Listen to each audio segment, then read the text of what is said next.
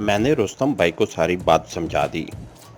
मैंने उसे बताया कि किसी तरीके से मुझे असला के गोदाम का नक्शा या खाका मालूम होना चाहिए कि मैं मीडियम फील्ड गन्नों के क्रेट कहाँ पड़े हैं, कोबरा हेलीकॉप्टरों के डिसम्बल क्रेट गोदाम में किस जगह रखे हैं, गोदाम में गोला बारूद का जखीरा भी है या नहीं, रात के वक्त वहाँ गार्ड ड्यूटी की क्या पोजीशन होती है और क्या गोदाम की अकवी समुंदर को लगने वाली दीवार में कोई रोशनदान है या नहीं है।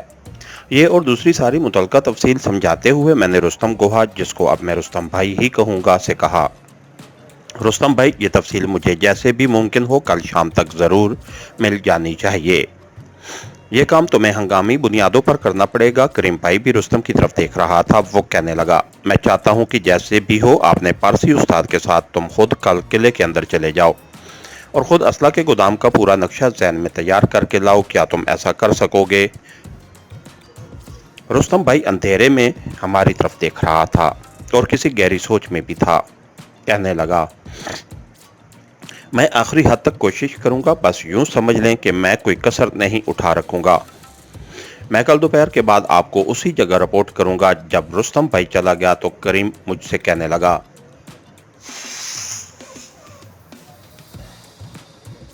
मुझे पूरी उम्मीद है कि रुस्तम ये काम कर गुजरेगा। मैंने कहा, दोस्त, वक्त बहुत कम रह गया है, कहीं ऐसा ना हो कि हाथ आया हुआ शिकार हाथ से निकल जाए। करीम भाई, जो इस वक्त भी हिंदू साधु के भेष में था, कहने लगा, रुस्तम बड़ा होशियार और असर रसूख वाला आदमी है, ये हमें मायूस नहीं करेगा। अब तुम ऐसा करो कि अपनी झोंपड़ी वाले क्वार्टर में चले जाओ। जिस वक्त भी रुस्तम कोई खबर लेकर आया मैं तुम्हारे पास पहुंच जाऊंगा, तुम वहां से मत हिलना। मैं वापस झोंपड़ी नुमा क्वार्टर में आ गया। रात गुजर गई, अगले रोज मैं वहीं झोंपड़ी में ही रहा। थोड़ी देर के लिए बाहर निकलकर दवारका के बाजारों का एक चक्कर लगाया। मैं भी जैनी साधुओं वाले बहरूप में था, मुझ पर किसी को शक नहीं हो सकता था। वहां मेरे ऐसे कई साधु लोग चलते फिरते नजर आ रहे थे। एक ढाबे में बैठकर थोड़ा बहुत खाना खाया और वापस अपनी झोपड़ी नुमा क्वार्टर में आ गया। दोपहर के वक्त मुझे दूर से करीम भाई और रुस्तम भाई आते दिखाई दिए। मैं झोंपड़ी के बाहर ही झूठ मूठ का आसन जमाए बैठा था। इन दोनों को देखकर मैं झोंपड़ी के अंदर चला गया। दोनों अंदर आ गए। करीम भाई ने दरवाज़ा खुला ही रहने दिया, बाहर कोई आदमी नहीं था। जब दोनों मेरे करीब सफ पर बैठ गए तो मैंने पूछा, क्या कुछ काम बना? करीम भाई का चेहरा लटका हुआ था। कहने लगा, मामला मुश्किल नजर आता है। मैंने रुस्तम भाई की तरफ मुतवज्जे होकर पूछा, क्या किले में जाने का कोई सबब नहीं बन सका? रुस्तम भाई कहने लगा, जामनगर के फौजी गैरिजन से मिलिट्री इंटेलिजेंस का कोई कैप्टन हरिनाथ असला के जखीरे की चेकिंग और सिक्योरिटी के इंतजामात का जायजा लेने आ रहा है। उस वजह से किले के अंदर बाहर के आदमियों का दाखिला बिल्कुल बंद कर दिया गया है।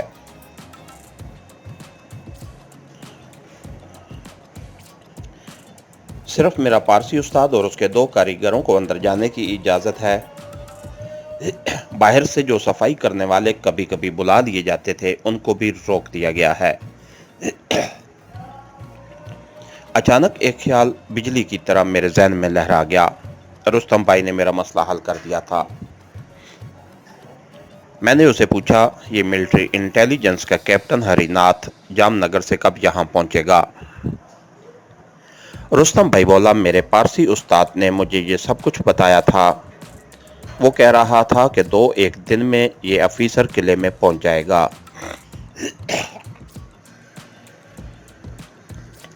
करीम भाई ने तजस्सुस के साथ मेरी तरफ देखा। तुम कैप्टन हरिनाथ के बारे में इतना क्यों पूछ रहे हो? मैंने कहा, ये मैं बाद में बताऊंगा। फिर मैंने रुस्तम की तरफ मुतवज्जह होकर कहा, रुस्तम भाई, क्या ऐसा हो सकता है कि मुझे मिलिट्री इंटेलिजेंस के उस कैप्टन हरिनाथ के जामनगर से चलने और दवारका पहुंचने का सही वक्त और तारीख मालूम हो जाए, और इस बात का भी सुराग लग सके कि वो जामनगर से फौजी तैयारे में आ रहा है या फौजी गाड़ी में आ रहा है? ये सारी तफसील बहुत ज़रूरी है। रुस्तम भाई कहने लगा, मैं आज शाम अपने पारसी उस्ताद से मिलकर ये सब कुछ किसी तरीके से मालूम कर लूँगा, मगर शर्त यह है कि उसे भी ये सारी बातें मालूम हों। मैंने कहा, वो किले के अंदर अपने मजदूर ले जाकर उनसे काम करवाता है। मुझे यकीन है कि उसे मिलिट्री इंटेलिजेंस के कैप्टन की आमद के बारे में बहुत कुछ मालूम होगा। तुम उससे मिलकर पूरी मालूमात हासिल करने की कोशिश करो। करीम भाई की समझ में कुछ नहीं आ रहा था। उससे मालूम ही नहीं था कि मैंने कमांडो ऑपरेशन की हिकमत अमली सूरत हाल के मुताबिक बिल्कुल बदल दी थी। जब रुस्तम भाई दूसरे दिन सुबह आने का कहकर चला गया तो करीम भाई मुझसे पूछने लगा कि मैं किस किस्म का प्लान बना रहा हूँ। जब मैंने उसे अपने खुफिया प्लान की तफसीलात बताई तो वो पहले तो बहुत खुश हुआ, फिर सोच में पड़ गया। कहने लगा, इसमें ख़तरा बहुत ज़्यादा है। ये तलवार की धार पर नंगे पांव चलने वाली स्कीम है। ज़रा सी बेएहतियाती हमारे मंसूबे को खाक में मिला सकती है। मैंने करीम भाई का हाथ दबाते हुए कहा, मेरे दोस्त, मुझे सबसे पहले अल्लाह पर और उसके बाद अपनी कमांडो ट्रेनिंग पर पूरा भरोसा है। ऐसा ना हो कि कैप्टन हरिनाथ फौजी तैयारी के जरिए आ जाए। अगर वो सड़क के रूट पर से आ रहा होगा तो यकीन करो मेरा मंसूबा कभी नाकाम नहीं हो सकता।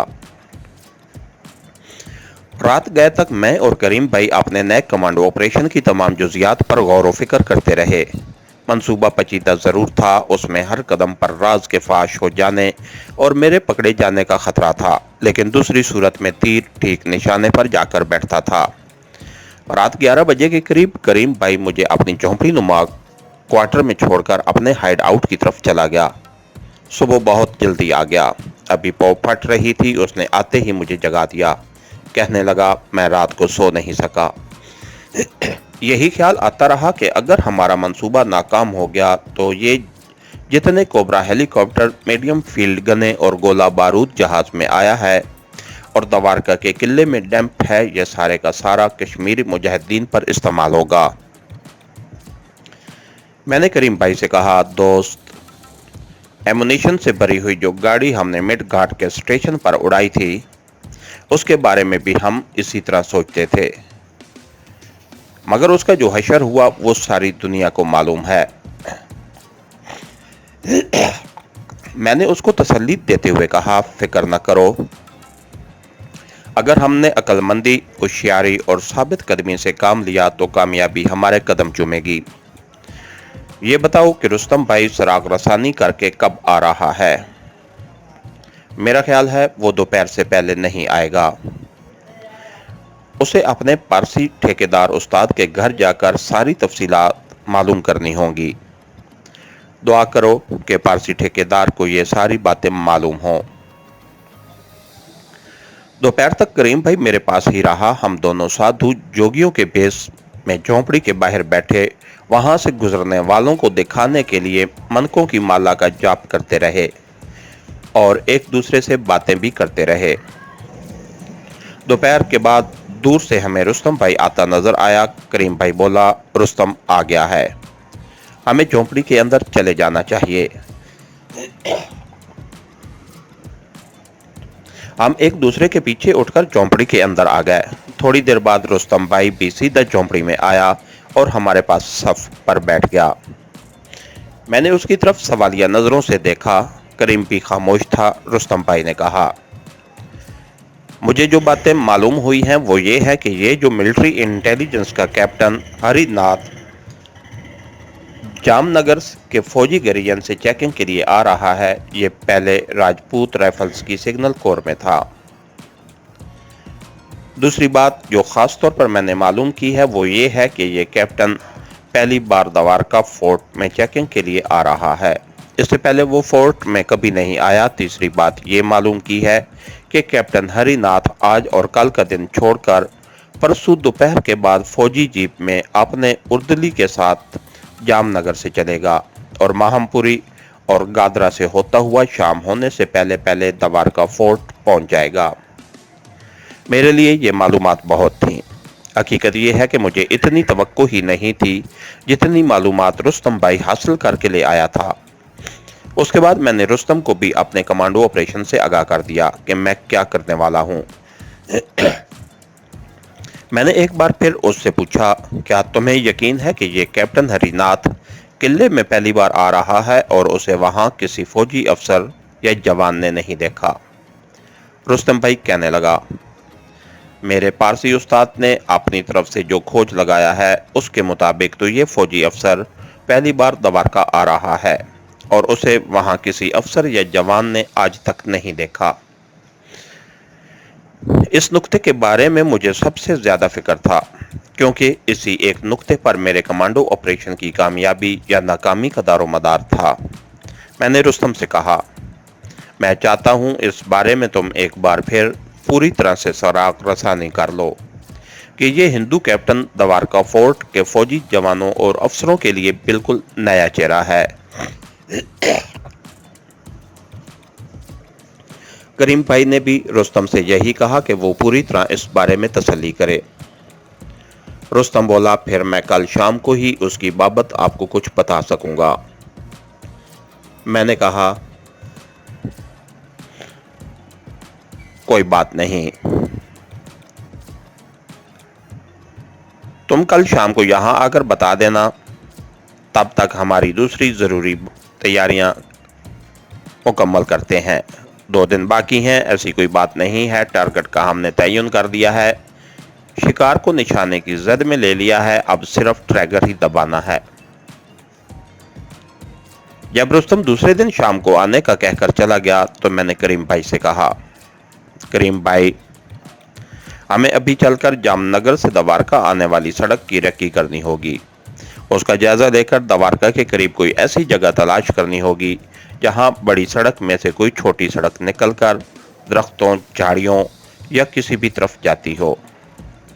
करीम भाई ने कहा, यह सारी सड़क मेरी देखी हुई है। माहमपुरी कस्बा आधे रास्ते में है। गादरा का कस्बा द्वारका से सड़क पर 20-30 मील ही है।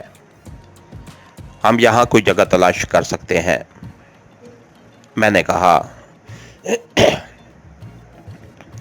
मैं ये काम अभी करना चाहता हूँ, लेकिन उससे पहले एक और ज़रूरी काम भी है जो सिर्फ तुम ही कर सकते हो और तुम्हें ही करना होगा। वो काम ये है कि कहीं से इंडियन मिलिट्री पुलिस के जवानों की पूरी वर्दियाँ चाहिए। 2 पिस्तौल भी बेल्ट के साथ होंगे, हाँ वो नकली ही क्यों ना हो। मैं इस कमांडो ऑपरेशन में फायरिंग नहीं करूँगा।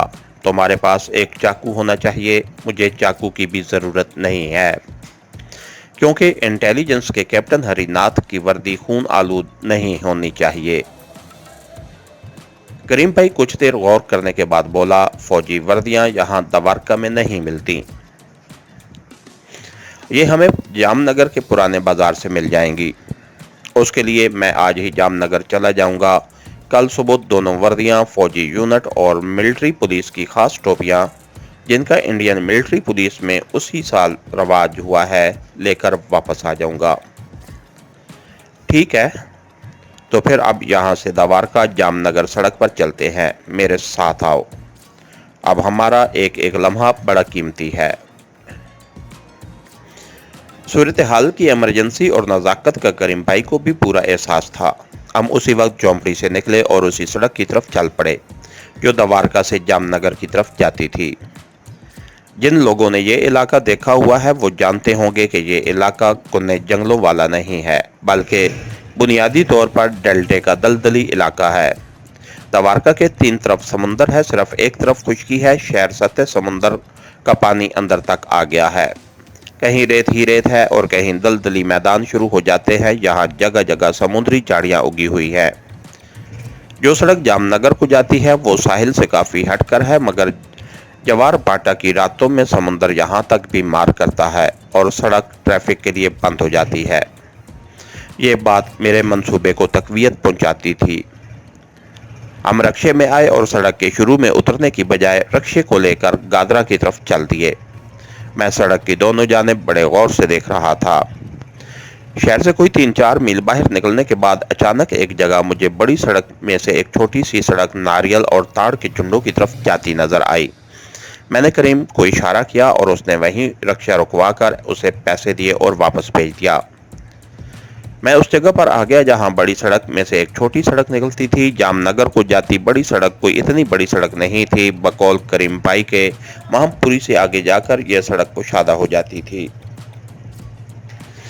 यहाँ से ये कुछ खस्ता हाल भी थी। दोनों जानिब थोड़े थोड़े फासले पर नारियल और ताड़ के दरख्त आ जाते थे। जो छोटी सड़क उसमें से निकल रही थी वो दरख्तों के झुंडों और झाड़ियों की तरफ जा रही थी।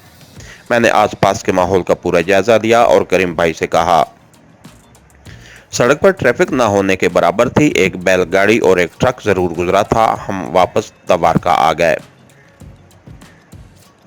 करीम भाई उस शाम को जामनगर के लिए रवाना हो गया। जामनगर में एक बाजार है जिसका नाम पुराना बाजार है। इस बाजार में दुनिया जहान की हर शय मिल जाती है।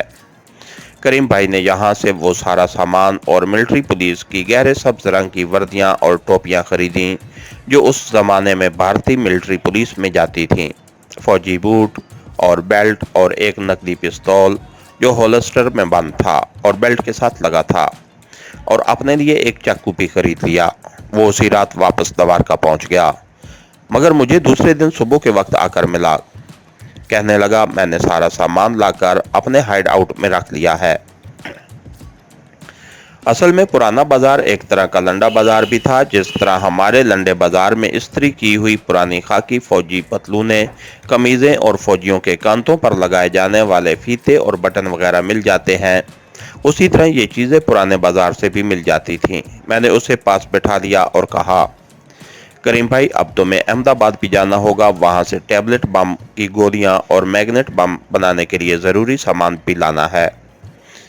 ये सारा सामान तुमने अपने अहमदाबाद वाले वैरान क्वार्टर के तय खाने में रखा हुआ है। हमें अपने कमांडो ऑपरेशन के लिए उसकी अशद ज़रूरत है।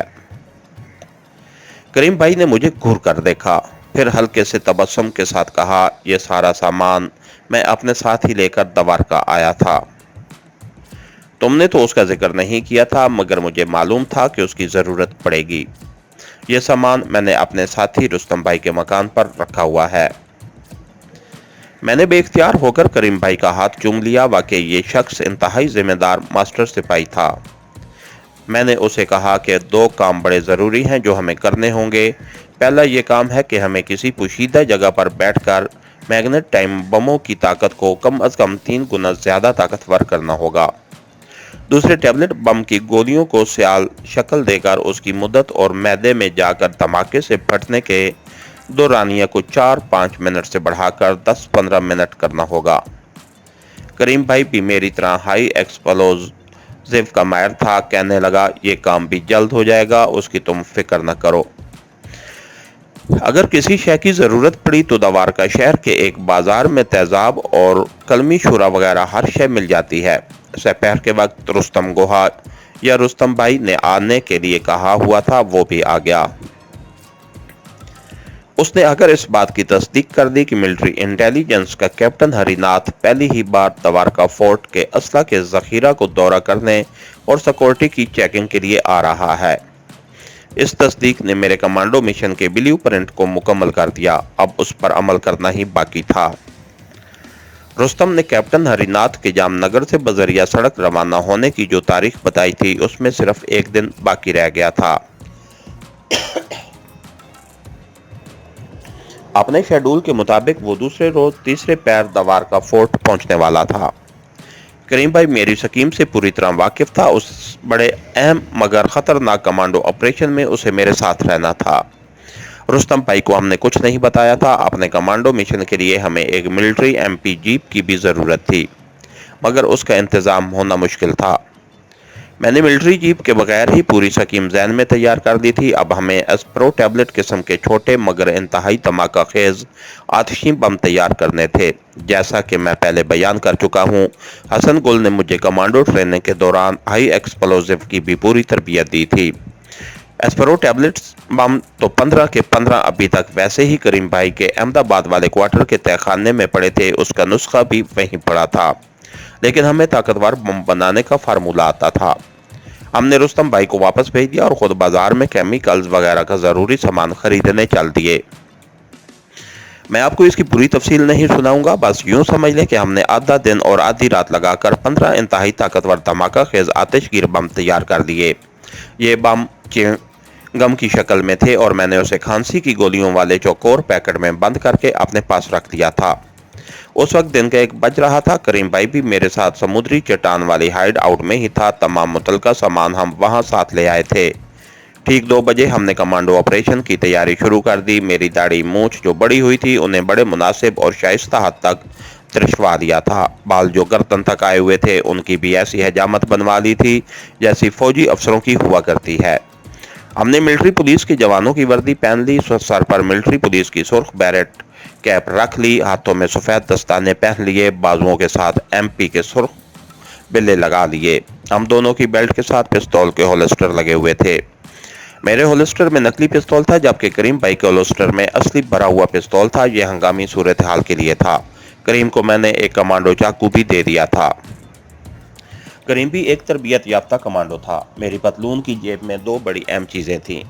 एक डब्बी जिसमें 15 चिंगम की गोलियों की तरह के धमाका खेज बम थे और एक नायलॉन की मजबूत बारीक रस्सी का टुकड़ा था। मैंने अपने पास असली पिस्तौल या कमांडो चाकू इसलिए नहीं रखा था कि मुझे ये चीज़ें अपने कमांडो ऑपरेशन में कम अज़ कम कैप्टन हरिनाथ पर इस्तेमाल नहीं करनी थी। हमारे पाँव में फौजी बूट थे जिसके अंदर पतलून के पांचे देकर हमने तस्मे बांध लिए। जब हम पूरी तरह तैयार होकर हाइड आउट से बाहर निकले तो हम पूरे इंडियन मिलिट्री पुलिस के फौजी जवान लग रहे थे। हम सैली चट्टानों के पीछे से होकर बड़ी सड़क पर आ गए, जहां हमने एक टैक्सी ली और द्वारका से जामनगर जाने वाली सड़क की तरफ रवाना हो गए। सड़क पर आकर हम अपने सपाट से कोई आध फरलांग पीछे ही उतर गए, जहां से हम पैदल चलते जामनगर द्वारका रोड पर उस जगह आ गए जहां से एक पतली सड़क निकलकर ताड़, नारियल के दरख्तों और ऊंची ऊंची झाड़ियों की तरफ चली गई थी। यही वो जगह थी जहां हमें कमांडो एक्शन शुरू करना था, जहां हमें इस्लाम, पाकिस्तान और कश्मीरी मुजाहिदीन के लिए अपनी जान की बाजी लगानी थी। उस वक्त हमें अगर कोई फिक्र या परेशानी थी तो सिर्फ इस बात की थी कि कहीं मिलिट्री इंटेलिजेंस के कैप्टन हरिनाथ ने अपना शेड्यूल न तब्दील कर लिया हो और वो ना आए। मैंने भी उस कैप्टन की शक्ल नहीं देखी थी, बस अंदाजे से मुझे उसकी शनाख्त करनी थी और फौजी जीप देकर उसे रोकना था। इस दौरान सड़क पर से एक फौजी ट्रक गुजरा जो जामनगर की तरफ से आ रहा था। उसमें बैठे हुए इंडियन फौजियों ने हमारी तरफ देखकर हाथ हिलाए। हमने भी हाथ हिलाकर जवाब दिया।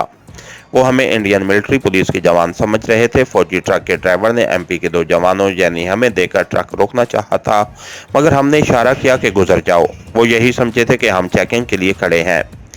उसी वक्त दिन की रोशनी कम होना शुरू हो गई थी। मैं चाहता था कि कैप्टन हरिनाथ की जीप को अगर आना है तो वो शाम का अंधेरा होने से पहले पहले आ जाए। अंधेरा हो जाने पर जीप की हेडलाइट्स रोशन होगी और उनकी रोशनी में फौजी जीप की दूर से पहचान मुश्किल होगी। हम सड़क की एक जानिब खड़े थे। करीम भाई खामोश था और थोड़ी थोड़ी देर बाद मेरी तरफ देख लेता था। हमारी नजरें जामनगर को जाती सड़क पर लगी थीं। जामनगर की तरफ से लारियां, बैलगाड़ियां और ट्रक वगैरह थोड़े थोड़े वक्फे से गुजर जाते थे। उसके बाद सड़क कुछ वक्त के लिए बिल्कुल खाली हो जाती थी। करीम कहने लगा, कहीं कैप्टन ने शेड्यूल तो नहीं बदल लिया। मैंने दूर सड़क पर निगाहें जमा रखी थी। मैंने उसी तरफ देखते हुए कहा, कोई बात नहीं, अगर वो कल या परसों आने वाला होगा तो हम कल या परसों भी इस जगह उसके स्वागत को मौजूद होंगे। बस ये दुआ करो कि वो ट्रेन या हवाई जहाज से ना आ जाए। ऐसी सूरत में हमारा कमांडो मिशन फेल हो जाएगा। दिन की रोशनी मजीद कम हो गई थी। सूरज द्वारका शहर के पीछे गरूब हो रहा था। मैं मुसलसल सड़क पर दूर तक देखने की कोशिश कर रहा था। अचानक मुझे दूर सड़क पर एक स्याह धब्बा सा उभरता नजर आया। ये धब्बा आहिस्ता आहिस्ता बड़ा होता गया। मैंने करीम भाई से कहा, दोस्त अलर्ट हो जाओ। करीम भाई सड़क की दूसरी जानिब जाकर बिल्कुल मेरे मुतवाजी फौजी जवानों की तरह अटेंशन खड़ा हो गया। मेरी नजरें मुसलसल उस धब्बे को देख रही थीं जो दूर तक सीधी सड़क पर अब वाज़े हो गया था। یہ فوجی جیپ تھی۔ میں نے اپنے دستانے والے ہاتھ کو انگلیوں کی ورزش کے انداز میں 2-3 بار حرکت دی اور اٹینشن ہو گیا۔ میں نے کریم بھائی سے کہا، ٹارگٹ قریب آ رہا ہے، میں بات کروں گا۔ اوکے اوکے، کریم نے جواب میں کہا اور خاموش ہو گیا۔ فوجی جیپ میں ڈرائیونگ سیٹ پر بیٹھا ہوا مجھے ایک فوجی افسر اور پیچھے والی سیٹ پر بیٹھا ہوا دوسرا فوجی صاف نظر آ رہا تھا۔ میں جلدی سے سڑک کے درمیان میں آ گیا اور ٹریفک سرجنٹ کی طرح بایاں ہاتھ اوپر اٹھا کر دائیں ہاتھ سے چھوٹی سڑک کی طرف اشارہ دیا۔ فوجی جیپ سڑک سے اتر کر اس جگہ کھڑی ہو گئی جہاں سے چھوٹی سڑک بڑی سڑک سے نکل کر ناریل کے جھنڈوں اور اونچی جھاڑیوں کی طرف جاتی تھی۔ ڈرائیونگ سیٹ پر انڈین فوج کے کیپٹن کی ہری وردی میں ملبوس ایک درمیانے قد کاٹ کا آدمی بیٹھا تھا۔ اس نے انگریزی میں چلا کر پوچھا، کیا بات ہے جوان؟ میں کوئک مارچ کرتا جیپ کے پاس آ گیا، ایڑیاں جوڑ کر بڑے زور سے کیپٹن کو سلوٹ مارا۔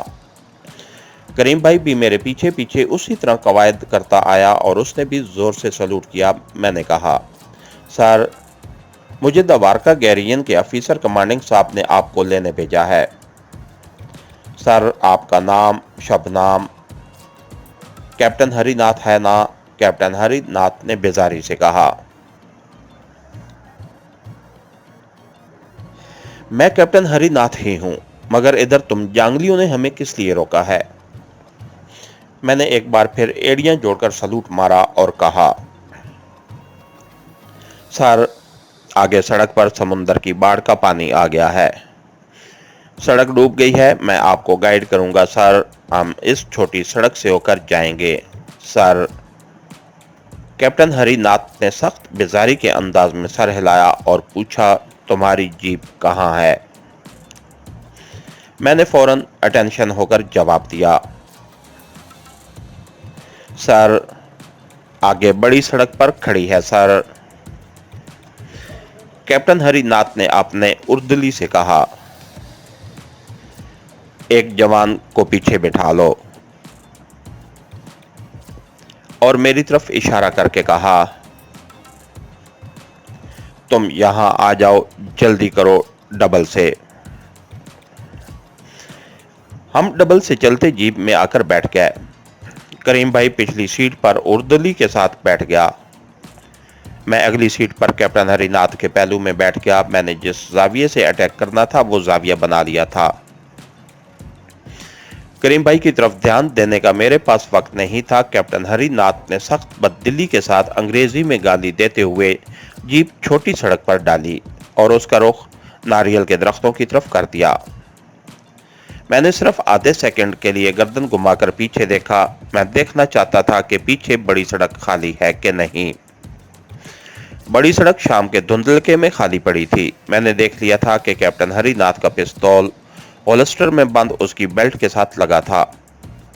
مجھے جو کچھ کرنا تھا پلک جھپکنے میں کرنا تھا، اور کیپٹن ہری ناتھ پلک جھپکنے میں ہولسٹر میں سے پستول نکال کر مجھ پر فائر نہیں کر سکتا تھا۔ میرے مضبوط بازوؤں کی مچھلیاں پھڑپھڑانے لگی تھیں۔ ٹارگٹ میرے پہلو میں بیٹھا تھا۔ سوچنے کا وقت گزر چکا تھا، اب ایکشن کا وقت تھا۔ ایک بجلی کو اچانک چمکنا تھا اور کیپٹن ہری ناتھ پر قہر بن کر ٹوٹ پڑنا تھا۔ جیسے ہی کیپٹن ہری ناتھ نے جیپ کو چھوٹی سڑک پر بائیں جانب موڑا اور ایک خاموش بجلی چمکی اور کیپٹن ہری ناتھ کی گردن میرے فولادی بازو کے شکنجے میں تھی۔ گردن کو شکنجے میں لینے اور زبردست جھٹکے سے گردن کے منکے کو توڑ دینے کا عمل ایک ہی تھا۔ مجھے گردن کی ہڈی کے ٹوٹنے کی بڑی ہلکی سی آواز سنائی دی تھی۔ جیپ بے قابو ہو کر جھاڑیوں میں گھس گئی۔ میں نے پلٹ کر پیچھے دیکھا۔ اس دوران کریم بھائی بھی اپنا کام کر چکا تھا۔ کیپٹن ہری ناتھ کا بے جان سر ڈرائیونگ وہیل پر ٹکا تھا۔ اس کے اردلی کا سر کریم بھائی کی گود میں جھکا ہوا تھا۔ میرا خیال تھا شاید اسے کمانڈو چاقو استعمال کرنا پڑے، مگر اس نے بھی ایک تجربہ کار تربیت یافتہ کمانڈر کی طرح اردلی کی گردن توڑ کر اسے بے آواز موت مار دیا تھا۔ ہم چھلانگے لگا کر جیپ سے باہر نکل آئے۔ میں نے کریم سے کہا، لاشوں کو جھاڑیوں میں لے چلو۔ ہم کیپٹن ہری ناتھ اور اس کے اردلی کی لاشوں کو گھسیٹ کر جھاڑیوں میں لے گئے۔ میں نے سب سے پہلا کام یہ کیا کہ اپنی ملٹری پولیس والی وردی اتار ڈالی۔ اس دوران کریم بھائی نے کیپٹن ہری ناتھ کی وردی اتار دی تھی۔ मैंने जल्दी जल्दी कैप्टन की वर्दी पहन ली। उसकी फौजी पतलून मुझे ज़रा छोटी थी। उसका हल मैंने ये निकाला कि अपने मिलिट्री पुलिस वाले फौजी बूट न उतारे। इस तरह फौजी बूटों का ऊपर वाला हिस्सा मेरे टखनों के ऊपर पतलून के छोटे पांचों तक चला गया। दरख्तों में शाम का अंधेरा फैल रहा था। मैंने कैप्टन की बुश शर्ट की तलाशी ली। एक बटुआ निकला, उसमें उसकी पासबुक और आईडी कार्ड था। मैंने खुदा का शुक्र अदा किया। आईडी कार्ड पर उसकी तस्वीर नहीं लगी हुई थी। कुछ इंडियन करेंसी थी, हिंदी में लिखा, लिफाफे समेत एक खत था जिसको पढ़ने की मुझे फुर्सत नहीं थी। जब मैं पूरा कैप्टन हरिनाथ बन गया तो मैंने अपनी पहली वर्दी की जेब में से च्युइंगम, धमाका खेज बमों की डब्बी निकालकर पतलून की पिछली जेब में संभाल कर रखी और करीम भाई से कहा, इन लाशों और जीप का इस जगह रहना ठीक नहीं। सुबह लोग इन्हें देख सकते हैं। करीम भाई ने एक तरफ अंधेरे में देखते हुए कहा, उन्हें लेकर उधर चलते हैं, वहां एक जगह है। हमने दोनों लाशों को जीप की पिछली सीट पर डाला और जीप स्टार्ट करके उस तरफ झाड़ियों में चले जिधर करीम भाई ने चलने के लिए कहा था। कुछ दूर चलने के बाद झाड़ियां खत्म हो गईं और शाम के बढ़ते हुए अंधेरे में एक तालाब सा आ गया जिसकी सतह पर चौड़े चौड़े पत्तों वाली बेलें फैली हुई थीं। करीम भाई ने वहीं जीप रुकवाई और कहा, यह दलदली तालाब है। इसमें फेंकी हुई लाशों की हड्डियां भी क़यामत तक बाहर ना आ सकेंगी। हमने कैप्टन हरिनाथ और उसके उर्दली की लाशों को दलदली तालाब में फेंक दिया और वहां खड़े उन्हें देखने लगे। लाशें आहिस्ता आहिस्ता बैलों के पत्तों में उतरने लगीं और दोनों लाशों को तालाब की दलदल ने निगल लिया। हम जीप में बैठ गए। मैं खुद जीप ड्राइव कर रहा था। करीम भाई मिलिट्री पुलिस के संतरी की वर्दी में पिछली सीट पर बैठा था। जीप बड़ी सड़क पर आकर दवारका शहर की तरफ रवाना हुई तो मैंने करीम भाई से कहा, तुम अब वापस अपने हाइड आउट में जाकर ये वर्दी बदलकर दोबारा साधुओं वाला भेष इख्तियार करोगे। आगे जो भी करना है मुझे खुद ही करना होगा। तुम मुझसे राब्ता कायम नहीं करोगे। मुझे कुछ नहीं पता किले के अंदर जाने के बाद किस किस्म के हालात पैदा होते हैं।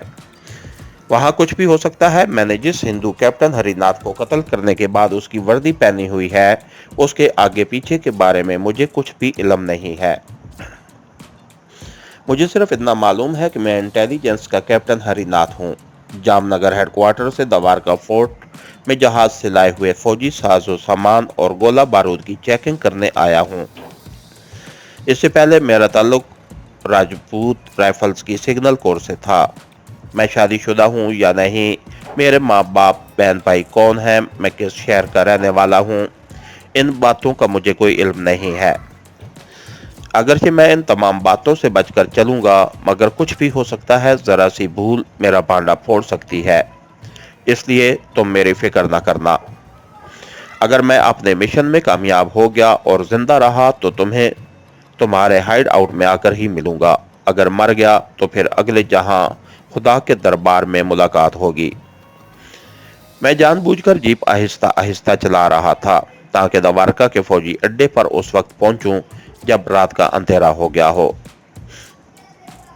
मैं साथ साथ करीम भाई से बातें भी करता जा रहा था।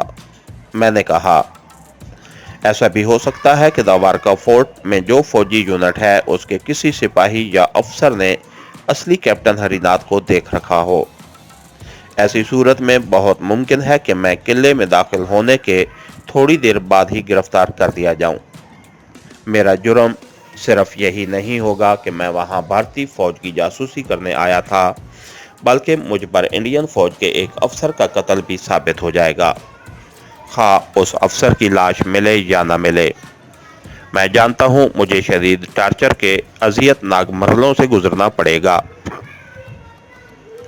मैं उनके टार्चर से नहीं डरता। टार्चर तो मैं जब तक बर्दाश्त कर सका तुम लोगों का नाम जबान पर लाए बगैर बर्दाश्त कर दूंगा। जब बर्दाश्त न कर सका तो अपनी जान अपने मालिक के हवाले कर दूंगा, लेकिन इस बात का अफसोस अपने साथ लेकर जाऊंगा कि मैं अपने मिशन में कामयाब न हो सका। लेकिन मुझे पूरा यकीन है कि ऐसा नहीं होगा। खा मुझे 1000 बार अपनी जान कुर्बान करनी पड़े, मैं अपने टारगेट को मारकर ही जान दूंगा। हमारी फौजी जीप अब शहर में दाखिल हो गई थी। शहर में बत्तियां रोशन थीं। मैंने करीम भाई से कहा, तुम दवारका किले तक मेरी रहनुमाई करोगे, उसके बाद तुम चले जाओगे। ओके। मुझे दिन के वक्त उसने दवारका फोर्ट एक बार दिखाया था। इस अंदाजे से मैं फौजी जीप को शहर के सबसे बड़े बाजार से निकाल कर ले गया। तालाब वाले मंदिर के पास पहुंचकर मैंने उससे पूछा कि अब किधर जाना है। करीम भाई ने मुझे बाईं तरफ मुड़ने को कहा। मैंने उस तरफ जीप को मोड़ लिया जहां समुंदर की तरफ से हवा आ रही थी। शहर की रोशनियां पीछे रह गई थीं और दूर दवारका किले की रोशनियां नजर आने लगी थीं। इन रोशनियों की तरफ इशारा करके करीम भाई ने कहा, यह सड़क सीधी दवारका फोर्ट को जाती है। मैंने वहीं एक जानिब जीप रोक ली। करीम भाई जीप से उतर पड़ा, मैं भी जीप से उतर आया। यहाँ रोशनी नहीं थी, सिर्फ फौजी जीप की हेडलाइट्स की ही रोशनी थी। करीम भाई ने आगे बढ़कर मुझे गले लगा लिया और बोला, तुम्हें अल्लाह के सपुर्द किया।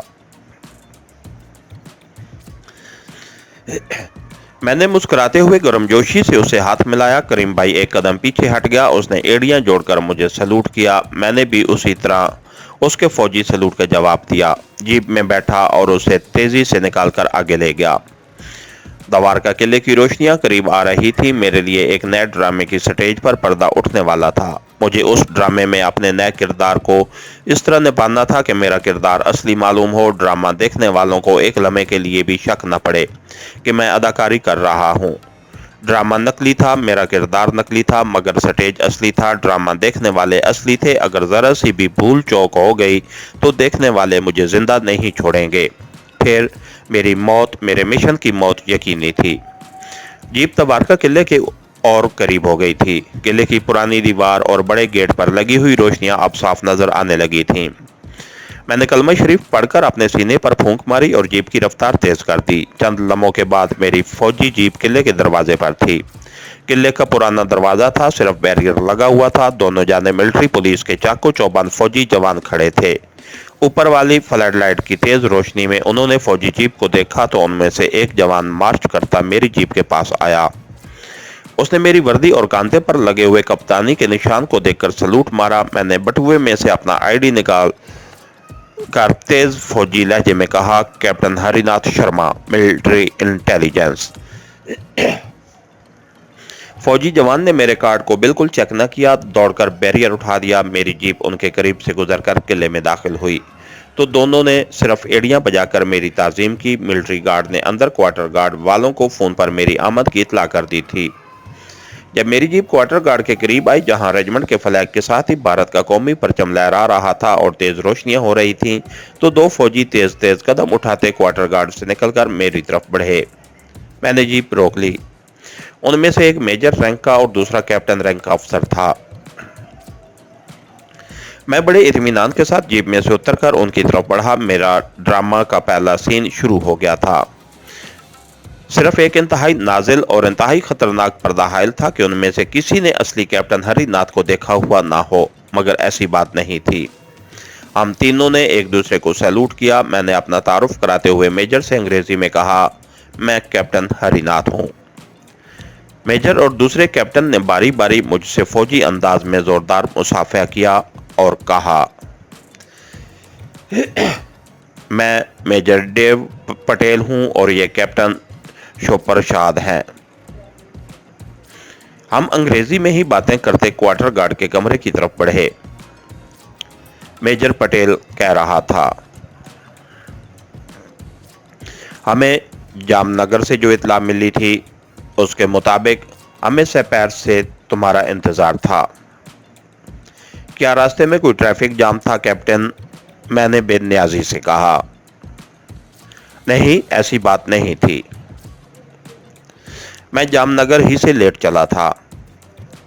मेजर पटेल और कैप्टन प्रसाद का रवैया मेरे साथ इंतहाई नरम और बड़े गर्मजोश मेजबानों वाला था। उसकी वजह यह थी कि मैं मिलिट्री इंटेलिजेंस का कैप्टन था और उनके सेंटर की चेकिंग के लिए आया था।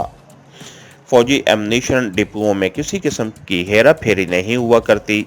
सिक्योरिटी के मामले में या कहीं फौजी डिसिप्लिन के मामले में कोई खामी पकड़ी जा सकती है और फौजी इतबार से यह नाकाबिले मुआफ़ी जुर्म होता है और अफसरों और फौजी ओहदेदारों की तरक्कियां रुक जाती हैं।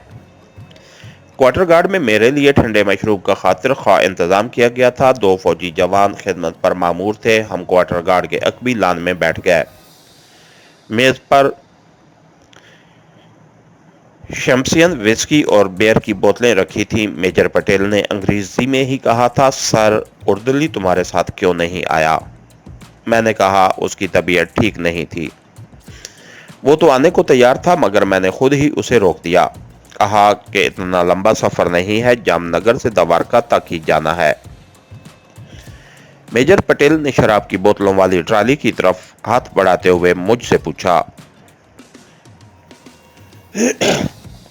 कैप्टन, बियर शौक करोगे या विस्की चलेगी? मैंने माजरत पेश करते हुए कहा, सॉरी मेजर, मैं ड्रिंक नहीं करता। वो हंसने लगा और अंग्रेजी में ही बोला, मुझे हैरत हुई है। मैंने भी अंग्रेजी में ही मगर जरा सख्त लहजे में कहा, इसमें हैरत की कोई बात नहीं होनी चाहिए।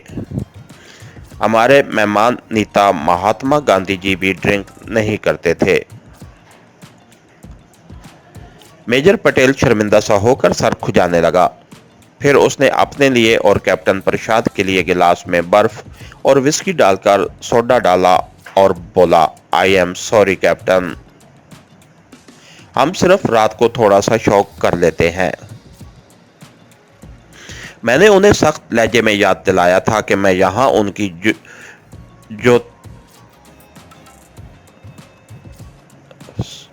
मैंने उन्हें सख्त लहजे में याद दिलाया था कि मैं यहाँ उनके ज्योतिर ओहदेदार की हैसियत से नहीं आया, बल्कि उनकी कारकर्दगी, उनके डिसिप्लिन और वहाँ की सिक्योरिटी का जायजा लेने आया हूँ। और मेरी रिपोर्ट पर उनकी तरक्कियाँ रुक सकती हैं। वैसे भी मिलिट्री इंटेलिजेंस वालों से दूसरी रेजिमेंटों के अफसर लोग जरा घबराते हैं और उनके सामने मोहतात हो जाते हैं। मेरे लहजे की सख्ती को इन दोनों ने भी महसूस किया था और अब उनका रवैया खुशामदाना हो गया था। कैप्टन प्रसाद ने मेरे लिए लीमन जूस का गिलास बनाकर मुझे पेश किया और कहा, सर आप एमुनिशन वगैरह की चेकिंग अभी करना पसंद करेंगे या? मैंने कहा, ऐसी कोई जल्दी नहीं है, ये काम सुबह भी हो सकता है। मेजर पटेल ने खसियानी हंसी के साथ कहा, सर आप रात को खाने पर क्या पसंद करेंगे? डिनर पर आपको दूसरे अफसरों से भी मिलाना है, हम सब आपका बेताबी से इंतजार कर रहे थे। मालूम हुआ कि मेजर देव पटेल इस फौजी सेंटर का कमांडिंग ऑफिसर है और वहां भारी तादाद में फौज की नफरी मौजूद है। डिनर पर मेरा दूसरे फौजी अफसरों से तारुफ कराया गया। उनमें 2-3 मेजर थे, बाकी कैप्टन और लेफ्टिनेंट थे। किसी फौजी अफसर की फैमिली उनके साथ नहीं थी। डिनर पर मैं बड़ा संजीदा बना रहा और किसी से ज्यादा बात न की। इस बात को देखकर मुझे बड़ी तसल्ली हो गई थी कि यहाँ असली कैप्टन हरिनाथ को पहले किसी ने भी नहीं देखा हुआ था। उसके बावजूद खतरे की तलवार, जबकि तलवारें मेरे सर पर लटक रही थीं। सबसे बड़ी तलवार असली कैप्टन हरिनाथ के घर वालों की थी। अगर जामनगर में उसकी बीवी मौजूद थी तो खतरा था कि वो अपने खामद की खैरियत से द्वारका पहुंचने या पहुंच जाने की बाबत मालूम करने जामनगर से टेलीफोन कर दे, या उसके घर में से कोई उसकी खैरियत मालूम करने के लिए फोन न कर दे। बहरहाल मैंने इस बारे में पहले से ज़हन में सोच लिया हुआ था कि ऐसी सूरत में मुझे क्या करना होगा। लेकिन एक बात वाज़ेह थी कि मुझे वहाँ जो कुछ भी करना था जल्दी करना चाहिए था। मैं वहाँ ज़्यादा देर तक रुके रहने और ड्रामा करते रहने का खतरा मोल नहीं ले सकता था, क्योंकि मेरा भांडा किसी वक्त भी किसी भी बात पर फूट सकता था। ऑफिसर कमांडिंग मेजर पटेल ने मेरे लिए रिहाइश का भी बड़ा आला बंदोबस्त कर रखा था। ऑफिसर मेस के रिहायशी क्वार्टर का सबसे खूबसूरत क्वार्टर मेरे लिए पहले से तैयार कर रखा था। 2 कमरे थे, बेडरूम, ड्राइंग रूम, बाथरूम साथ ही था। सफ़ेद चादरें बेड पर बिछी थीं। उर्दुली मेरी खिदमत को मौजूद था। मेजर पटेल मुझे साथ लेकर बेडरूम दिखाने आया तो कहने लगा, कैप्टन तुम अपना सामान भी साथ नहीं लाए, मेरा ख्याल है जल्दी से घर पर ही भूल गए होगे। और वो हंसने लगा। मैं उसी तरह संजीदा बना रहा। यह बात उसकी बड़ी अहमियत की हामिल थी। मेरे साथ कम अज़ कम एक छोटा सा ब्रीफ केस ही होता। ये खामी मुझसे और करीम भाई से रह गई थी।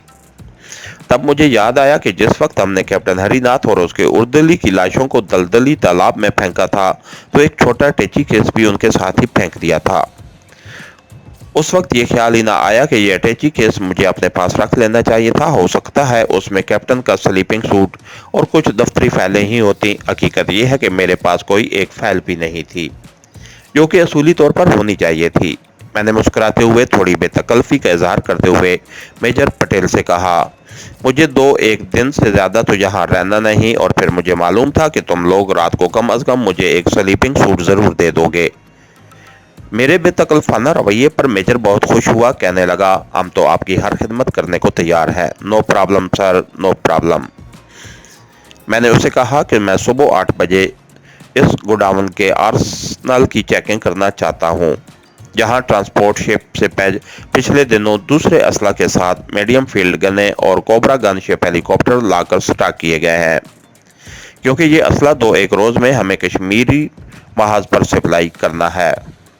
मेजर पटेल ने अपना हाथ सैल्यूट के अंदाज में माथे पर ले जाते हुए कहा, यस सर।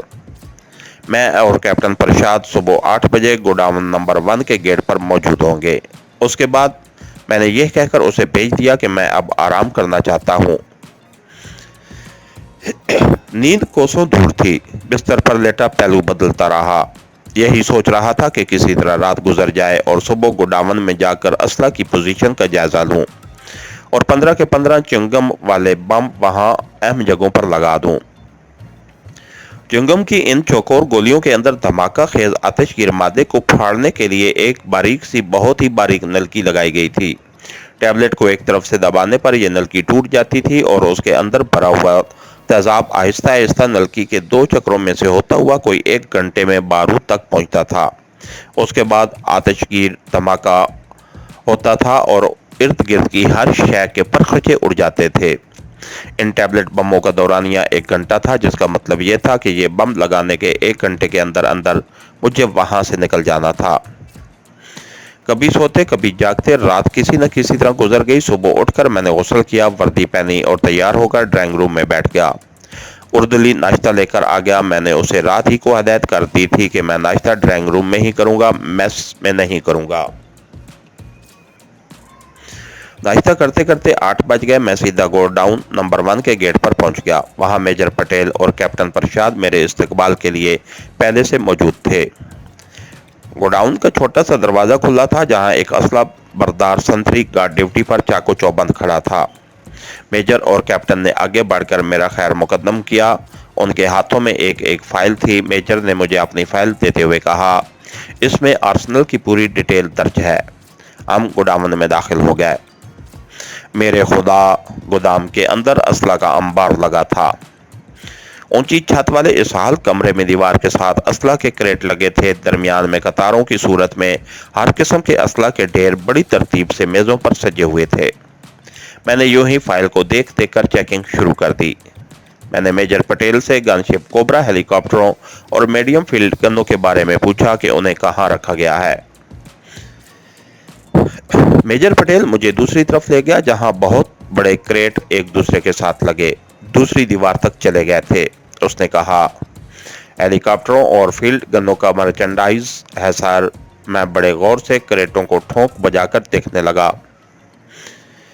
कैप्टन प्रसाद ने पूछा, सर इस दफा हम ये असला और दूसरा सामान ट्रेन के जरिए नहीं बल्कि अलग अलग सिविलियन ट्रकों में एक एक दिन का वक्फा डालकर जम्मू भेज रहे हैं। मैंने आहिस्ता से सर हिलाकर कहा, मैं जानता हूं। यह मशवरा हमारे इंटेलिजेंस कोर ने ही हाई कमांड को दिया था। कश्मीरी कमांडोज देवलाली से जम्मू तक फैले हुए हैं। मिडघाट के वाक़े से हमने काफ़ी सबक हासिल किया है।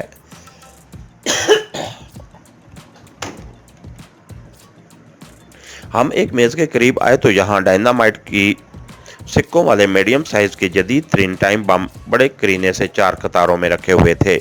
मैं वहाँ रुक गया। ये चीज़ मेरे काम की थी और मेरे काम आ सकती थी। ये मैग्नेट बम थे। मैंने एक टाइम बम को उठाकर उल्ट पुलट कर देखा। मुझे इस नतीजे पर पहुंचने में ज़रा भी देर नहीं लगी कि इन टाइम बमों का दौरानिया भी 2 घंटे ही था।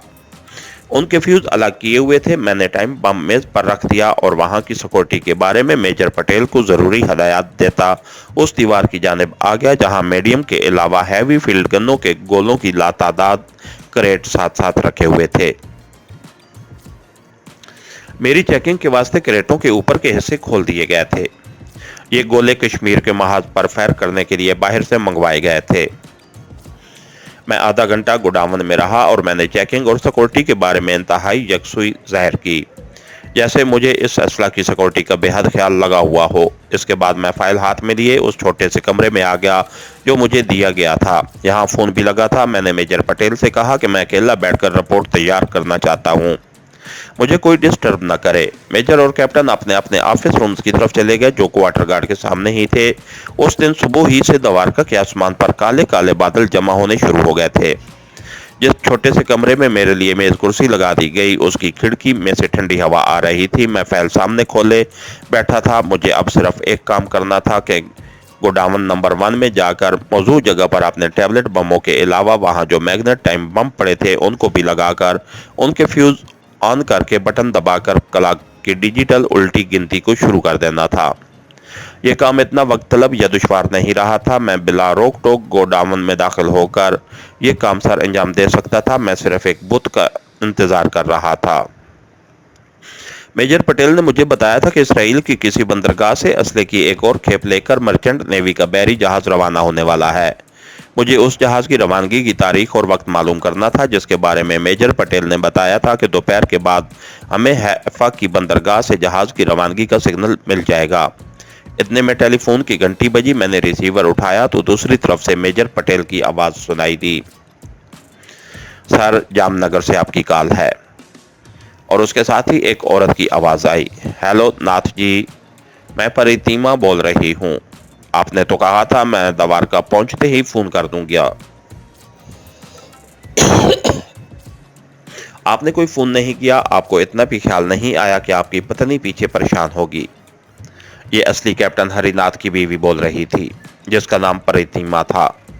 एक बार तो मेरे बदन में सर लहर दौड़ गई। मैंने जल्दी से उससे अपने आप को संभाला, क्योंकि ये बड़ा नाजुक मकाम था। यहाँ मेरी जरा सी बेएहतियाती सारे किए किराए पर पानी फेर सकती थी और मुझे फायरिंग स्क्वाड के सामने खड़ा कर सकती थी। मैंने ये जाहिर करने की कोशिश करते हुए कि मेरा गला खराब हो गया है, खांस कर कहा, आई एम सॉरी परितिमा, आई एम सॉरी, और आहिस्ता आहिस्ता खांसने लगा। दूसरी तरफ से प्रतिमा ने तशवीश के साथ पूछा, नाथ जी, आपकी आवाज को क्या हो गया है? आप खांस क्यों रहे हैं? मैंने कहा, मेरा गला खराब हो गया है। रात को लीमन जूस कुछ ज्यादा पी लिया था। अच्छा, अभी मैं मीटिंग में हूँ, मैं थोड़ी देर बाद तुम्हें खुद फोन करता हूँ। Okay, bye bye. और मैंने फोन बंद कर दिया। उस वक्त मेरे दिल की धड़कन थोड़ी तेज हो गई थी। कहीं असली कैप्टन हरिनाथ की बीवी को शक तो नहीं पड़ गया कि उसके खामद की जगह कोई दूसरा आदमी बोल रहा था। बहरहाल खतरे की घंटी बज उठी थी। मुझे अब देर नहीं करनी चाहिए थी। खतरा करीब आए जा रहा था। अब कुछ भी हो सकता था। मैं उसी वक्त फाइल हाथ में लेकर उठा और दफ्तर से निकलकर सीधा असला के गोडाउन नंबर 1 की तरफ चल पड़ा। ये गोडाउन चंद कदमों के फासले पर था। गोडाउन का दरवाजा बंद था और उसे लॉक लगा हुआ था। बाहर ड्यूटी पर गार्ड संतरी खड़ा था। उसने मुझे देखकर सिर्फ एड़ियां बजाकर मेरी ताजीम की। मैंने कहा, जवान, दरवाजा खोलो, मुझे जरूरी चेकिंग करनी है। संतरी मुझे जानता था कि मैं इंटेलिजेंस का कैप्टन हरिनाथ हूं और हेडक्वार्टर से फौजी साजो सामान और सिक्योरिटी की चेकिंग के लिए आया हूं। उसने मुझे अपने जीओसी के साथ सुबह चेकिंग के लिए अंदर जाते भी देखा था। उसने फौजी अंदाज में कहा, सर, कैप्टन प्रसाद डिपो लॉक करके चाबी अपने साथ ले गए हैं।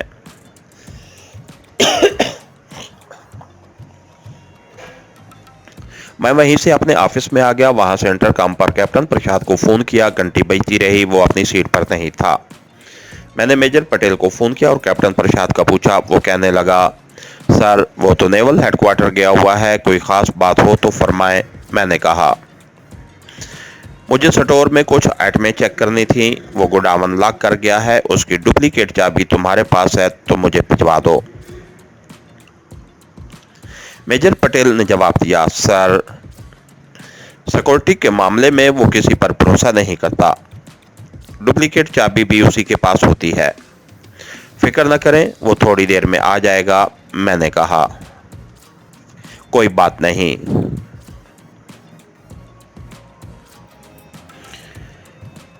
मैं फोन बंद करने लगा तो मेजर पटेल बोला, सर आपकी मिसेज आपके लिए परेशान थी।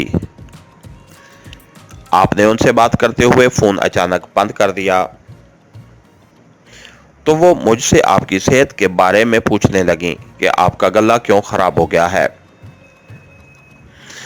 मैंने जरा सा खांस कर कहा, गले में मामूली सी खराश है, खतरे की कोई बात नहीं है। मेजर पटेल बोला, सर अपनी मिसेज को दोबारा फोन जरूर कर दीजिए। वो तो कह रही थी कि मैं खुद आकर आपकी खैरियत मालूम करती हूँ। मैंने जल्दी से कहा, वो तो खामखा परेशान हो जाती है। ठीक है, मैं उसे अभी फोन करता हूँ। मैंने रिसीवर रख दिया और सोचने लगा कि कहीं वाकई असली कैप्टन हरिनाथ की बीवी यहाँ पहुंच ही न जाए। जामनगर से द्वारका का फासला इतना ज्यादा भी नहीं था। सारा दिन बसें और लारियां चलती रहती हैं। मैं परेशान सा होकर कुर्सी से उठकर कमरे में टहलने लगा। उस वक्त बाहर हल्की हल्की बूंदाबांदी शुरू हो गई थी। मेरे लिए अजीब मुश्किल पैदा हो गई थी। मैं टारगेट पर पहुंचकर बेबस हो गया था। अगर फर्ज कर दिया असली कैप्टन हरिनाथ की बीवी प्रातिमा अचानक आ जाती तो फिर क्या होगा। वो अपने खामद की जगह एक अजनबी को देखकर हैरान रह जाएगी और फिर मेरा सारा राज फाश हो जाएगा और एन टारगेट पर पहुंचकर मेरा कमांडो ऑपरेशन नाकाम हो जाएगा और एन मुमकिन है कि मुझे रात होने से पहले पहले फायरिंग स्क्वाड के सामने खड़ा करके गोली से उड़ा दिया जाए। मैं मेजर पटेल से ज्यादा पूछना भी नहीं चाहता था कि कैप्टन प्रसाद कब वापस आएगा, उस ख्याल से कि उसे शक न पड़ जाए कि आखिर मुझे क्या जल्दी है और मैं बार बार क्यों पूछ रहा हूं। बगैर पूछे मुझसे रहा भी नहीं जा रहा था। मैंने 2-3 बार फोन की तरफ हाथ भी बढ़ाया और फिर कुछ सोचकर रोक गया। असला के गोडाउन में दाखिल होने का दूसरा कोई दरवाजा भी नहीं था। ऐसा कोई बज़ाहिर इमरजेंसी भी नहीं थी कि जिसका बहाना बनाकर मैं मेजर पटेल से कहता कि गोडाउन का ताला तोड़ दिया जाए। अगर फर्ज कर दिया मैं ताला तोड़वा भी देता हूं तो उस सूरत में मेजर पटेल मेरे पास ही खड़ा होगा और जब मैं आइटमें चेक करने के बहाने स्टोर में जाऊंगा तो वो भी मेरे साथ ही आ जाएगा और मैं उसे रोक नहीं सकूंगा। मैं अजीबोगरीब उलझन में मुब्तला हो गया था। सूरत हाल बड़ी परेशान कुन शक्ल इख्तियार कर गई थी। मैं एक खतरनाक दोराहे पर आकर खड़ा हो गया था।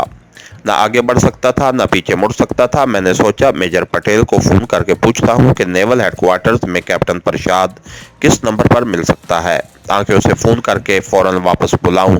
जैसे ही मैंने टेलीफोन की तरफ हाथ बढ़ाया उसकी घंटी बजने लगी। मैंने रिसीवर उठाया। दूसरी तरफ से मेजर पटेल की आवाज़ आई, सर अभी अभी कैप्टन प्रसाद का फ़ोन आया था। मैंने उसकी बात काट कर कहा, मुझे उसका फ़ोन नंबर दो, मैं खुद उससे बात करूंगा।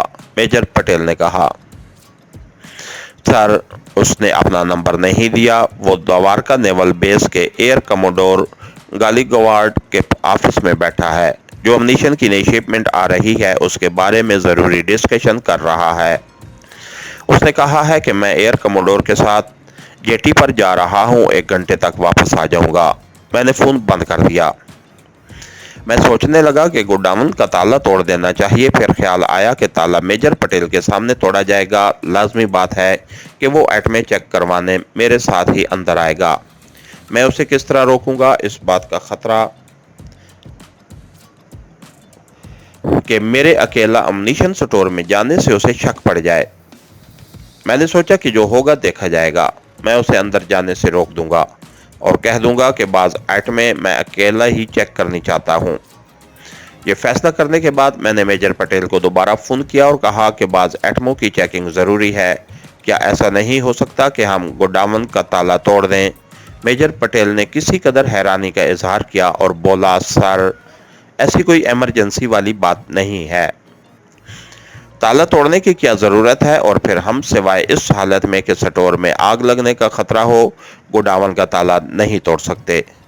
सर आप तो मिलिट्री के बाइलाज से वाकिफ़ हैं। सर ये डिसिप्लिन का मामला है, आप थोड़ी देर इंतज़ार कर लें, आप तो अभी हमारे पास ही हैं। उसने बात बिल्कुल सही की थी। मैंने फौरन कहा, ठीक है मेजर, ऐसी कोई इमरजेंसी नहीं है। कैप्टन प्रसाद आएगा तो चेकिंग हो जाएगी। मेजर पटेल बोला। सर, ताला तोड़ने के लिए भी हमें जामनगर में आपके इंटेलिजेंस वालों को इतलात देनी पड़ेगी। उनको इतलात देने के बाद ही हम एमुनिशन स्टोर का ताला तोड़ सकेंगे। अब तो ताला तोड़ने का सवाल ही पैदा नहीं होता था। मैंने हल्का सा बनावटी कहका लगाते हुए कहा, अरे नहीं मेजर, नहीं, फॉरगेट इट। हाँ, जैसे ही कैप्टन प्रसाद आए उसे मेरे पास भिजवा दीजिएगा। Okay sir. मैंने बोझल दिल के साथ टेलीफोन रिसीवर रख दिया। जैसा कि मैंने पहले भी अपनी आप बीती सुनाते हुए आपको बताया था कि कभी कभी ऐसा भी हो जाता है कि कमांडोज एक एक इंच की पैमाइश करवा लेने और पूरी जांच पड़ताल करने और हर पहलू पर कई कई दिन गौर व फिक्र करने के बाद एक प्लान तैयार करते हैं। लेकिन टारगेट पर पहुंचने के बाद ऐसे हालात पैदा हो जाते हैं कि सूरत हाल ही बदल जाती है। इस मकाम पर फिर कमांडो की जाती अक्ल दानिश, फरास्त, मौके शनासी और आसाब की मजबूती काम आती है। मेरे साथ भी कुछ ऐसी ही सूरत हाल पैदा हो गई थी। सारे का सारा प्लान बिल्कुल ठीक चलते चलते ऐन निशाने पर पहुंचकर अचानक नई शक्ल इख्तियार कर गया था। चुनांचे अब मुझे भी जाती अक्ल और आसाब की मजबूती का मुजाहरा करना था, जो मैं कर रहा था। उसके बावजूद कुदरती बात थी कि मैं सख्त बेचैन था। मेरे कमरे की खिड़की से बाहर बदस्तूर बूंदाबांदी हो रही थी। बारिश मूसलाधार शुरू हो चुकी थी। हल्की हल्की बरखा की झड़ी सी लगी हुई थी। मैं कुछ देर खिड़की के पास खड़ा सोचता रहा कि मुझे क्या करना चाहिए। हकीकत यह है कि मैं कुछ भी नहीं कर सकता था सिवाय कैप्टन प्रसाद के इंतजार करने के, और उसके आने में अभी 1 घंटा बाकी था। ये वक्त मुझे गुजारना नहीं जा रहा था। ये वक्त मुझसे गुजारा नहीं जा रहा था। कुछ देर मेज पर रखी फाइल खोलकर उस पर दर्ज मिलिट्री एमुनिशन की आइटम देखता रहा, फिर उसे बंद करके उठा, अपने ऑफिस रूम से निकलकर हल्की बूंदाबांदी में अहाते की सड़क पार करके सामने मेजर पटेल के ऑफिस में आ गया।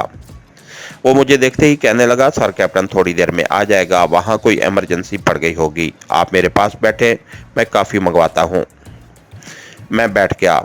उसने असली कैप्टन हरिनाथ की बीवी परातीमा की बातें शुरू कर दी। कहने लगा, सर आप अपनी मिसेज को फ़ोन ज़रूर करें, मेरा ख्याल है आपने फ़ोन कर दिया होगा, वो बड़ी परेशान थी। आपका गला ख़राब है और आपने हमें बताया ही नहीं। मैं अभी स्टोर से आपके लिए टैबलेट मंगवाता हूँ। मैंने कहा, नहीं नहीं मेजर, उसकी ज़रूरत नहीं, अब मैं बिल्कुल ठीक हूँ।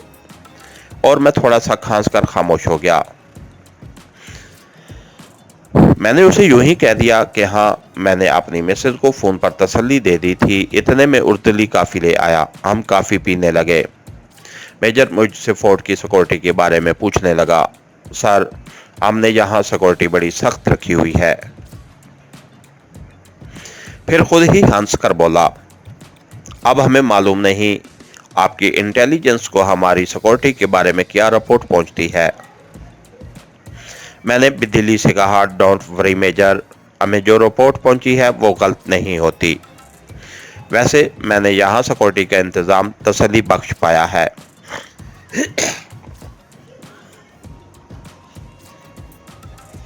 हम अंग्रेजी में बातें कर रहे थे। मेजर पटेल बड़ा खुश हुआ। Thank you sir, thank you. वहाँ बैठे बातें करते और काफ़ी पीते आधा घंटा गुजर गया। अब बाकी का आधा घंटा मुझे वहाँ गुजारना दुश्वार मालूम हो रहा था। मैंने कुर्सी से उठते हुए मेजर पटेल से कहा, मैं कुछ देर आराम करने अपने क्वार्टर में जाता हूँ। कैप्टन प्रसाद आए तो मुझे इतला कर देना। ओके सर, मैं उसी वक्त फ़ोन कर दूंगा। मेजर पटेल मुझे छोड़ने बरामदे तक आया। हालांकि उसका रैंक मुझसे बड़ा था, मगर मैं वहां मिलिट्री इंटेलिजेंस की तरफ से सिक्योरिटी की चेकिंग के लिए आया था, इसलिए वो ज़्यादा से ज़्यादा खुशामद में लगा हुआ था।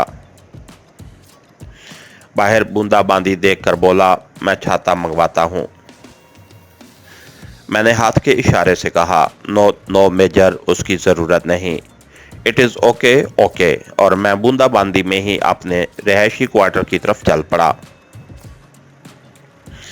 میری اس وقت کی کیفیت ایسی تھی کہ جیسے کوئی شخص تنی ہوئی رسی پر چلتے چلتے اچانک رک گیا ہو، یا اسے کسی مجبوری کی وجہ سے روک دیا گیا ہو۔ میں کیپٹن ہری ناتھ کی وردی میں تھا، سر پر بیلٹ کیپ تھی، مجھے بوندا باندی کا بالکل احساس نہیں ہو رہا تھا۔ میں اپنے خیالوں میں الجھا ہوا تھا، مجھے یہ بھی ڈر تھا کہ کہیں اصلی کیپٹن ہری ناتھ کی بیوی اچانک دوارکا گیریئن میں نہ آ جائے۔ اس کے آنے سے نہ صرف میرا مشن ناکام ہوتا تھا بلکہ میرا گرفتار ہونا بھی یقینی تھا۔ میں اپنے کوارٹر میں آ کر ڈرائنگ روم میں بیٹھ گیا۔ 15 کے 15 دھماکہ خیز ٹیبلٹ بم میری پتلون کی جیب میں تھے۔ کم وقت کیپٹن پرشاد کو بھی آج ہی نیول ہیڈ کوارٹر جانا تھا۔ میں دل میں اسے گالیاں دیتا رہا۔ اسے گالیاں دیتا ہوا اٹھا اور باتھ روم میں جا کر منہ ہاتھ دھونے لگا۔ ٹھنڈے پانی کے چھنٹوں سے مجھے تھوڑی سی تسکین ملی۔ میں بالوں میں کنگھی پھیر رہا تھا کہ ٹیلی فون کی گھنٹی بج اٹھی۔ میں جلدی سے باتھ روم سے نکل کر ریسیور اٹھا کر ہیلو کہا۔ دوسری طرف میجر پٹیل بول رہا تھا۔ اس نے پرمسرت لہجے میں کہا، سر، کیپٹن پرشاد آ گیا ہے، میں اسے آپ کی طرف بھیج رہا ہوں۔ گوڈاون نمبر 1 کی دونوں چابیاں اس کے پاس ہی ہیں۔ میرے منہ سے بے اختیار نکل گیا، تھینک گاڈ۔ میجر پٹیل نے شرارت بھری آواز میں کہا، سر، اس کے ساتھ آپ کے واسطے ایک سرپرائز بھی ہے۔ سرپرائز؟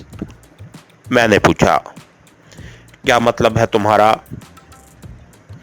میجر پٹیل کی ہنسی کی آواز آئی، کہنے لگا، سر، آپ کو تھوڑی دیر بعد خود ہی معلوم ہو جائے گا۔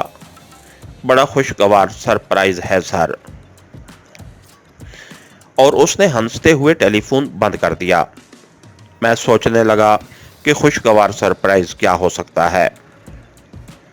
پھر مجھے خیال آیا کہ میجر نے میرے لیے کوئی تحفہ نہ بھیجا ہوگا، وہ مجھے زیادہ سے زیادہ خوش کرنا چاہتا ہے۔ وہ تو یہی سمجھ رہا تھا کہ میں اصلی کیپٹن ہوں اور مجھے اس کی کارکردگی کی رپورٹ اوپر بھجوانی ہے۔ بہرحال میں نے خدا کا شکر ادا کیا کہ کیپٹن پرشاد گوڈاون کی چابی لے کر آ گیا تھا۔ اتنے میں مجھے ڈرائنگ روم کے برآمدے میں قدموں کی چاپ سنائی دی۔ پھر ڈرائنگ روم کا پردہ ہٹا اور کیپٹن پرشاد نے مسکراتے ہوئے کہا، سر، جام نگر سے ہماری بھابھی اور آپ کی مسز آئی ہے۔ میں اپنی جگہ پر ایک لمحے کے لیے سن ہو کر رہ گیا۔ اتنے میں ایک عام شکل و صورت کی ساڑی والی عورت ڈرائنگ روم میں داخل ہوئی۔ کیپٹن پرشاد نے کہا، لیجئے بھابھی جان، سنبھالیے اپنے پتی دیو کو۔ وہ عورت میری طرف حیران پریشان نظروں سے دیکھ رہی تھی۔ اس نے کیپٹن پرشاد کی طرف دیکھ کر کہا، مگر یہ تو میرا خامد ہری ناتھ نہیں ہے۔ اس کے ساتھ ہی ہماری آج کے ایپیسوڈ کا اختتام ہوا۔ کہانی کا چینل کو لائک کیجئے، سبسکرائب کیجئے اور بیل آئیکن کو پریس کر دیجئے تاکہ آنے والی نئی ویڈیو آپ تک بر وقت پہنچ سکے۔ اور اس کے بعد کیا ہوا بھارت کے فرعون عیسیٰ سوم ایکشن دوارکا میں، پڑھیے۔ شکریہ۔